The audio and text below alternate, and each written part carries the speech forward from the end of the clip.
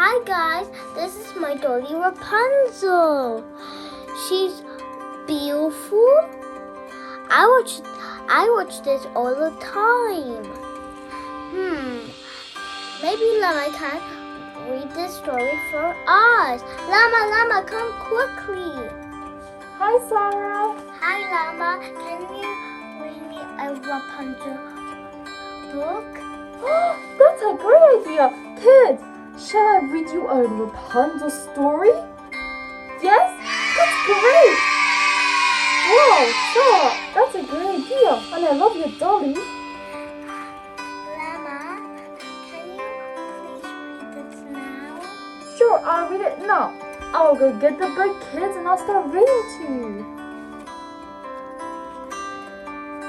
Llama, look at my beautiful dolly. Wow, I love your dolly. Wow, She's my favorite movie. that's amazing. Well, for any of you Rapunzel lovers, you will surely enjoy this book then. Disney Tangled. Once upon a time, in a land far away, an old woman named Mother Gothel possessed a magical golden flower. She hoarded its power to preserve her youth and beauty. Centuries later, in a glorious kingdom, the beloved queen fell ill. The townspeople searched for the legendary flower, until at last they found it. The flower made the queen well, and she soon gave birth to a beautiful baby girl. The king and queen launched a lantern into the sky in celebration. One night, the vengeful Mother Gothel slipped into the nursery, where she discovered that the healing power of the flower had transferred into the baby's golden hair. Mother Gothel cut off a lock, but the hair lost its power and turned brown. So she snatched the princess and vanished. The king and queen were heartbroken. Each year on the princess's birthday, the king and queen released lanterns into the night sky, hoping the light would guide their princess home. Mother Gothel kept Rapunzel locked in a tower and pretended to love her, although she only truly loved Rapunzel's golden hair. On the day before her 18th birthday, Rapunzel told Mother Gothel something she dreamt of for years. I want to see the floating lights, She said, They appear every year on my birthday, only on my birthday, and I can't help but feel like they are meant for me. Mother Gothel told Rapunzel she was too weak and helpless to handle the outside world. Meanwhile, in another part of the forest, a thief named Flynn Rider was on the run with his partners in crime, the Babington brothers. Flynn clutched tightly to a satchel that held a stolen royal crown. Knowing the Stabbingtons were untrustworthy, Flynn took off with the satchel, but the captain of the guard and his horse Maximus were on his heels. Knocking the captain off Maximus, Flynn landed in the saddle himself, and as Flynn yanked the satchel free from the horse's teeth, it went flying into the air. The satchel snagged on a tree that extended over a cliff. Flynn and Maximus both made their way out onto the tree trunk. But the tree broke, sending the thief and horse toppling into the canyon below. When they landed, Flynn took off before Maximus could pick up his scent. Then he came across an enormous tower. It was the perfect hiding place. He climbed the tower and scrambled into the open window at the top. Finally, he breathed a sigh of relief. He was safe. Clang! Suddenly, everything went black. Rapunzel had been so startled by the intruder, she sneaked up behind him and hit him with a frying pan. The man didn't look like the scary ruffians that Mother Gothel had warned her about. Rapunzel dragged Flynn to the wardrobe and stuffed him inside. Surely, this act of bravery would prove to Mother that she could handle herself in the outside world. Then Rapunzel noticed the mysterious gold object in Flynn's satchel. She placed it on top of her head and gazed into the mirror.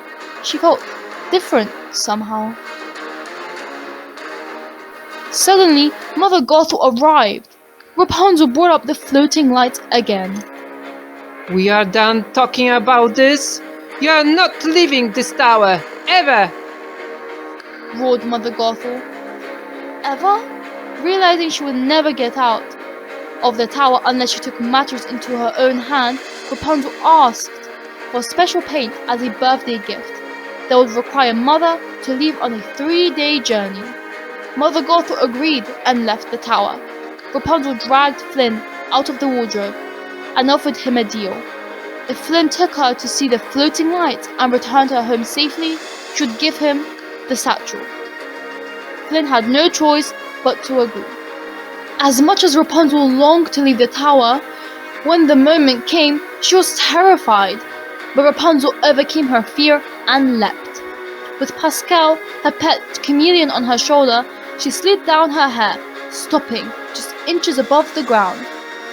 Slowly, Rapunzel touched one foot to the soft grass, then the other. I can't believe I did this! She shouted as she rolled on the ground. Rapunzel was having the time of her life. But she also felt Rapunzel like a terrible daughter.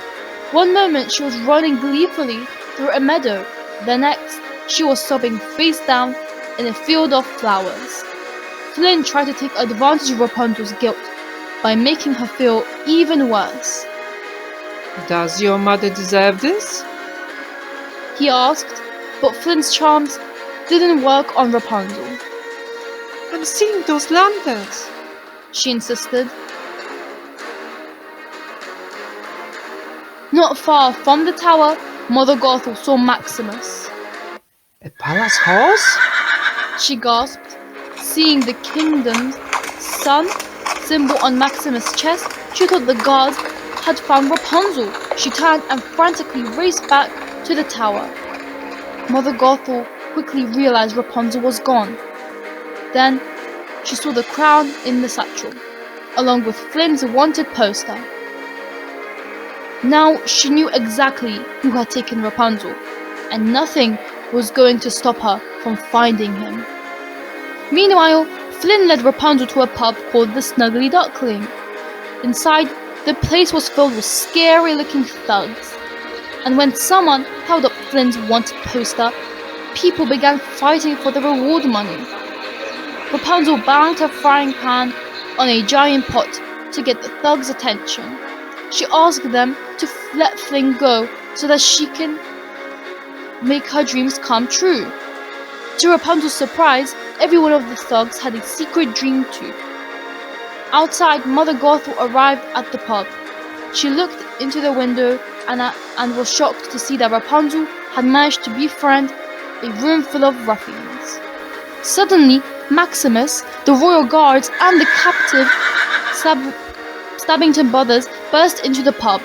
One of the thugs revealed a secret passageway to Flynn and Rapunzel. They gratefully disappeared into the dark tunnel. Moments later, Maximus led the guards straight to the escape route. However, the Stabbingtons headed down the passageway themselves.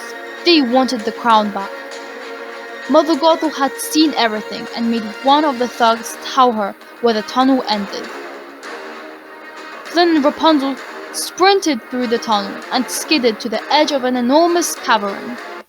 Rapunzel lassoed her hair around a rock and they swung right over the Stabbington brothers. But suddenly a dam burst, filling the entire cavern with water. Maximus, the guards, and the Stabbingtons were washed away, leaving Flynn and Rapunzel trapped. The water began to rise. As Flynn frantically searched for a way out, he caught his hand on the rocks. I'm so sorry, Flynn. Rapunzel said tearfully. Eugene. My real name's Eugene Fitzbert. Flynn admitted. Rapunzel revealed a secret of her own. I have magic hair that glows when I sing. Suddenly, she realized her hair could light up the cave and show them the way out. At the tunnel's exit, Mother Gothel waited for Flynn and Rapunzel, but the Stabbington brothers emerged instead. She offered them revenge on Flynn and something even more valuable than the crown. Meanwhile, Rapunzel, Flynn, and Pascal had made it safely to shore. Rapunzel wrapped her hair around Flynn's injured hand and began to sing. Her glowing hair healed Flynn's wound. He was finally beginning to understand how special Rapunzel was. When Flynn went to gather firewood, Mother Gothel appeared to take Rapunzel back to the tower. But Rapunzel refused to go back. I met someone, and I think he likes me, She said. Mother Gothel laughed at her. She handed Rapunzel the satchel with the crown and told her that it was all Flynn wanted. Once Rapunzel gave it to him, the thief would vanish. After Mother Gothel said the seeds of doubt, she retreated back into the forest. Rapunzel wanted to trust Flynn, but she wasn't sure. She decided to hide the satchel in a nearby tree. The next morning, Flynn woke up to Maximus trying to drag him away.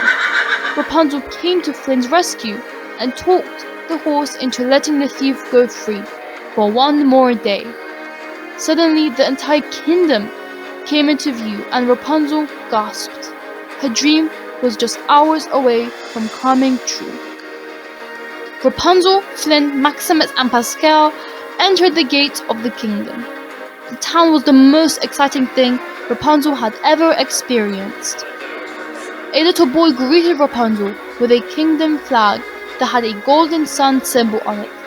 Then a group of little girls braided Rapunzel's locks and pinned them up with flowers.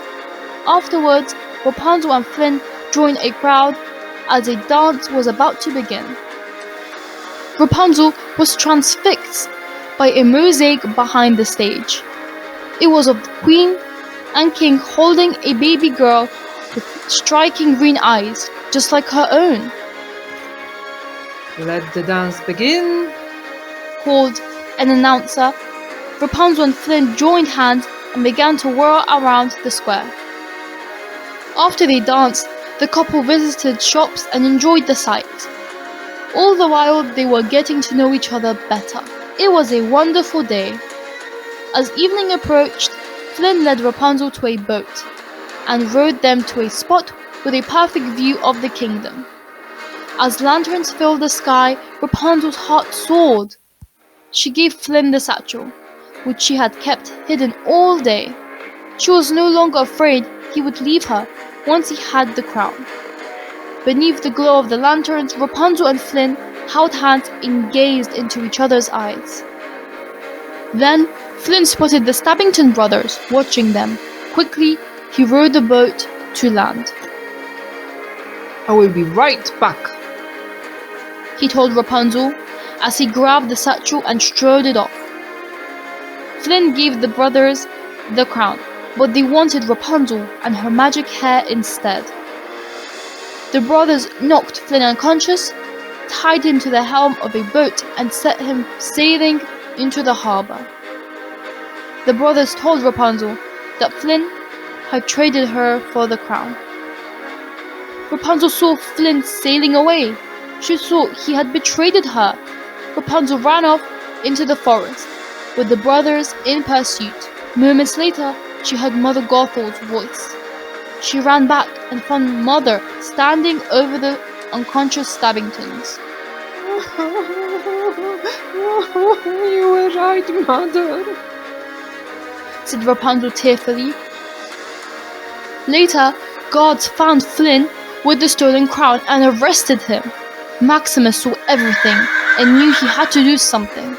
In prison, Flynn spotted the Stabbington brothers in a cell. They admitted that Mother Gothel had told them about Rapunzel's hair and double-crossed them. Suddenly, the pub thugs from the Snuggly Duckling arrived and broke Flynn out of prison. They launched him over the prison walls and onto Maximus' back. Maximus had planned the entire escape. Flynn thanked him, and together the heroes galloped off to rescue Rapunzel. Back at the tower, Rapunzel was heartbroken. She held up the kingdom flag with the sun symbol and noticed she had been painting the sun symbol her whole life. She suddenly realized that she was the lost princess. Rapunzel went to leave the tower, but Mother Gothel overpowered her. Flynn finally arrived at the tower. Rapunzel! Rapunzel! Let down your hair! He called. Rapunzel's golden locks fell to the ground and Flynn began to climb. When he reached the top, he found Rapunzel chained up. He went to help her, but Mother Gothel wounded him with a dagger. Rapunzel begged Mother Gothel to allow her to heal Flynn. In return, Rapunzel promised she would stay with her forever. Mother Gothel agreed and unchained Rapunzel. She knew Rapunzel never broke a promise. Rapunzel rushed to Flynn and placed her hair over his wound. Suddenly, Flynn reached for a sharp shard of broken glass and cut off Rapunzel's hair. It instantly turned brown and lost its magic healing powers. What have you done? Mother Gothel cried. Within moments, she aged hundreds of years and turned to dust. Rapunzel cradled Flynn, and a single golden tear fell upon his cheek. Flynn's entire body suddenly began to glow. Flynn was healed. Flynn, Pascal, and Maximus took Rapunzel straight to the castle. Her parents were filled with joy. Their daughter had finally been returned to them. Rapunzel felt her parents' love surround her as they hugged each other tightly. Soon, all of the townspeople gathered for a welcome home party. Floating lanterns were released into the sky. The light had guided the princess home at last. The end. The end. And that's the end of reading this book, kids. Did you enjoy reading it? Did you enjoy hearing me read the story, Sarah? Yes. That's good. I hope you kids enjoyed it too. And now we have come to the end of our video. So therefore, thank you for watching, kids. Please make sure to subscribe and like our video. See you on our next adventure. Bye.